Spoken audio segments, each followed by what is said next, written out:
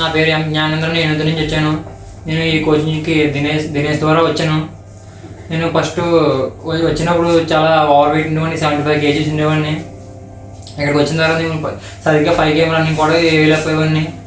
ఎక్కువ ఆవేశం, breathing control చేయలేకపోయేవాడిని. ఇక్కడికి వచ్చిన తర్వాత సార్ డైలీ తక్కువ రోజుకి కొంచెం ఇంప్రూవ్ చేసి లాస్ట్ నేను 16 km కూడా రన్నింగ్ సింపుల్గా వేయగలిగాను. నేను బ్రీతింగ్ కంట్రోల్ చేయగలిగాను. ఇంటిగా ఉన్నప్పుడు నేను అసలు ఒక చిన్నప్పుడు కూడా తీయలేకపోయేవాడిని. ఇప్పుడు అలాగే 4 చిన్నప్పుగా తీయగలుగుతున్నాను. ఇప్పుడు నేను 75 kgs ఉండేవాడిని, ఇప్పుడు 68 kgsకి వచ్చాను. నేను 7 kgs తగ్గాను. ఎన్ని రోజులు? జస్ట్ నేను వచ్చి ఫస్ట్ తారీఖున వచ్చాను, 1వ తారీఖున వచ్చాను. మధ్యలో నేను ఒక 7 days ఇంటికి వెళ్ళిపోయాను నా హెల్త్ ఇష్యూ వల్ల.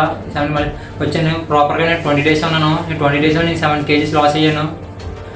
ఇంకా బ్రీతింగ్ కంట్రోల్ చేయగలుగుతున్నాను. రకరకాల ఎక్సర్సైజ్లు ఈజీగా చేయగలుగుతున్నాను. నేను ఈ సెంటర్ నుంచి లీవ్ అవుదాం అనుకుంటున్నాను. Thank you sir. Thank you for your support, your motivation. Your motivation వల్ల నేను 16 km 5 km రన్నింగ్ కూడా సింపుల్ చేయగలిగాను. వెయిట్ లాస్ అవ్వగలిగాను. ఎక్సర్సైజ్లు కూడా ఇంప్రూవ్ చేసుకున్నాను. ఇప్పటికి వచ్చి నేను నా జీవితంలో కూడా అదే టీఎం కందమాసం ఎంత టేస్ట్గా ఎప్పుడు సార్ తెలియదు. సార్ తానే సారే స్వయంగా వండి పెట్టారు. చాలా చాలా నీట్గా వండారు. చాలా బాగుంది. ఇప్పుడు వచ్చి నేను ఎప్పుడు అంత టేస్ట్గా కందమాసం కూడా తెలియదు.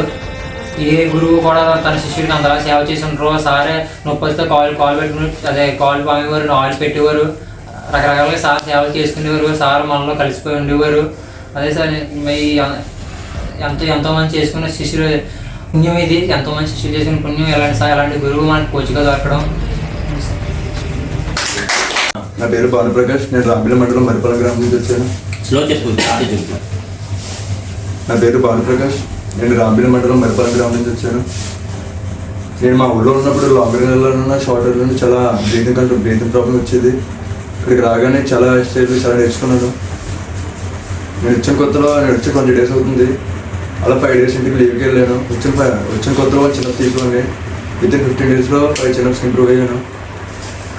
అలాగే లాంగ్ రన్ కూడా 16 km కూడా వేసినప్పుడు చాలా సింపుల్గా వేయగలిగాను.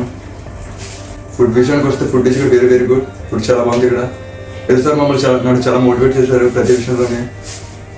నువ్వు ఇది చేయగలవు అని చాలాసార్లు చెప్పారు.